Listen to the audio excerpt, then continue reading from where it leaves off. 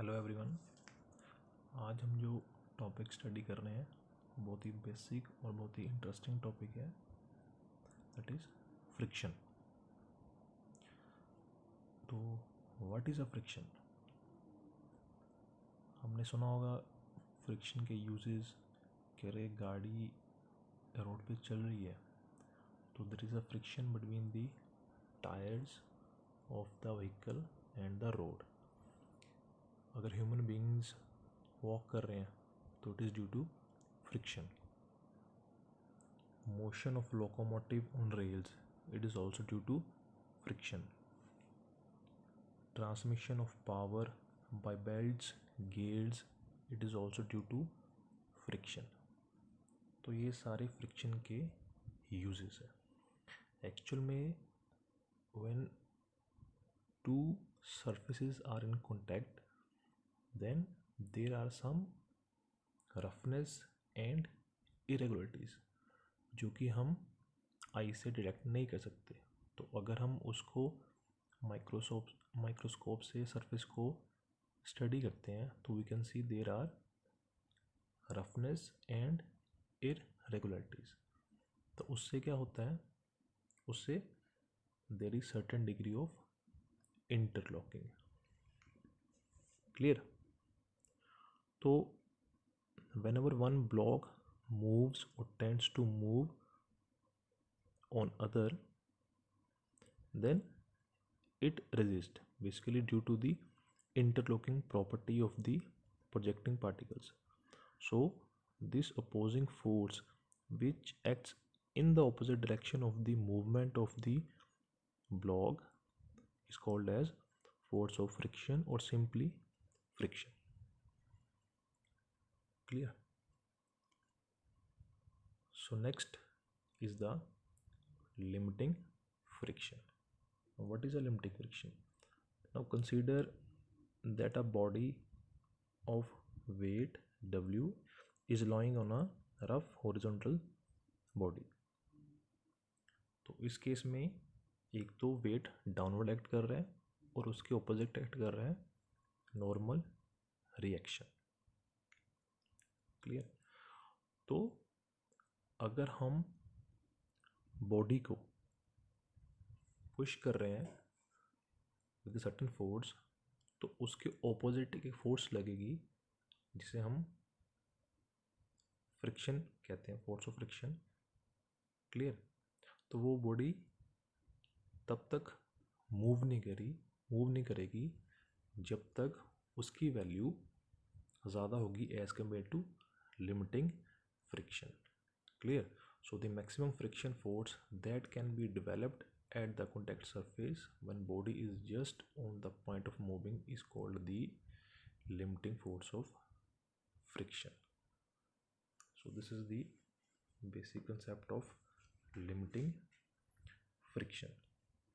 Clear? Once again अगर हम इसको डिटेल में स्टडी करें,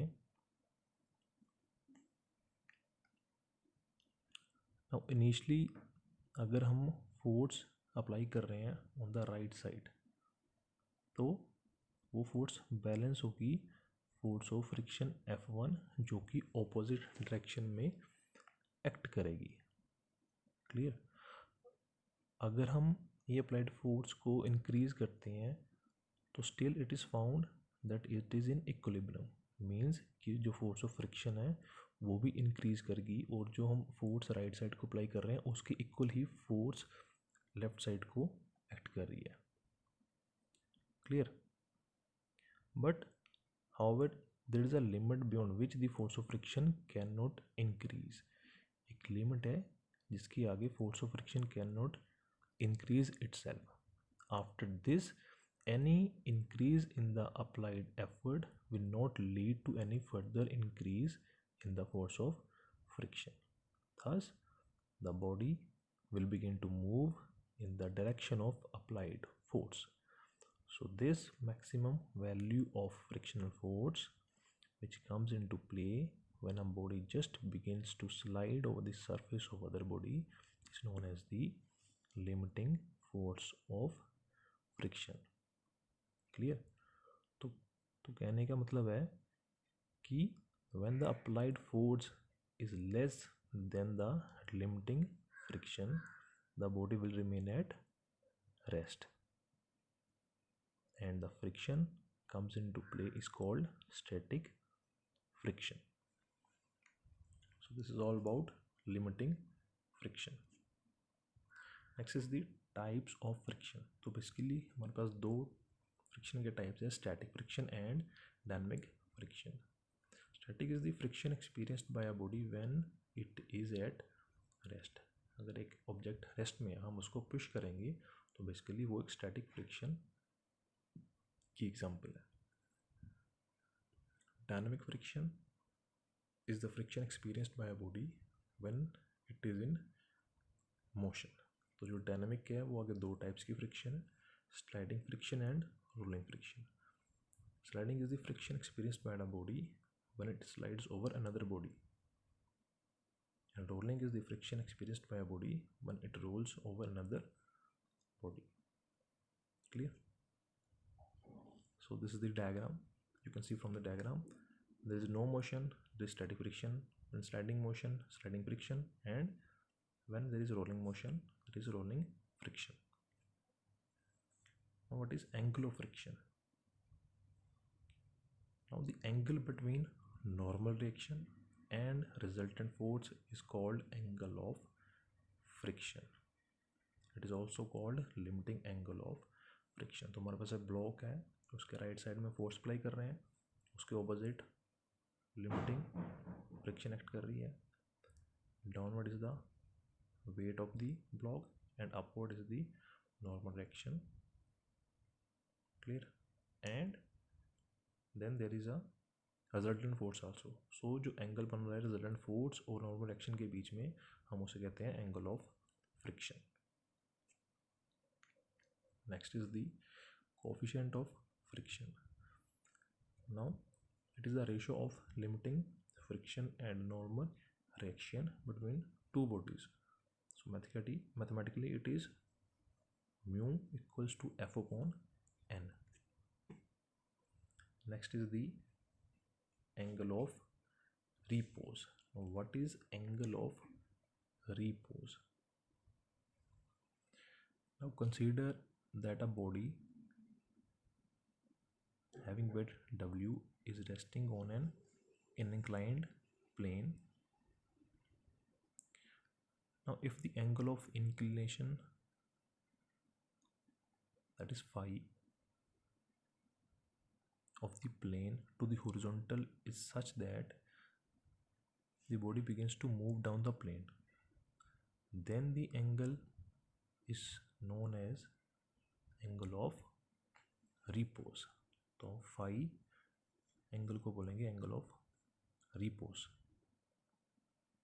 Or a little consideration will show that the body will begin to move down the plane when the angle of inclination of the plane is equal to the angle of friction.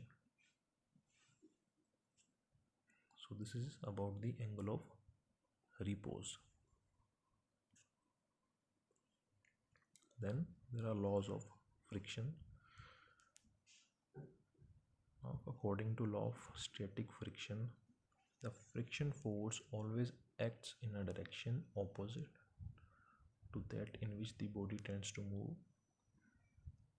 The magnitude of friction force is equal to the external force. The ratio of limiting friction and normal reaction is constant. The friction force does not depend on the area of contact between the two surfaces. And last, the friction force depend on the roughness of the surface. Means कि जो friction force है वो area of contact पे depend नहीं करेगी, but rather it will depend upon the roughness of the surfaces. Similarly, there are laws of dynamic friction. The friction force always acts in a direction opposite to that in which the body is moving. The ratio of limiting friction and normal reaction is constant, and it is known as coefficient of friction, that is mu. For moderate speeds, the friction force remains constant, but it decreases slightly with the increase of speed.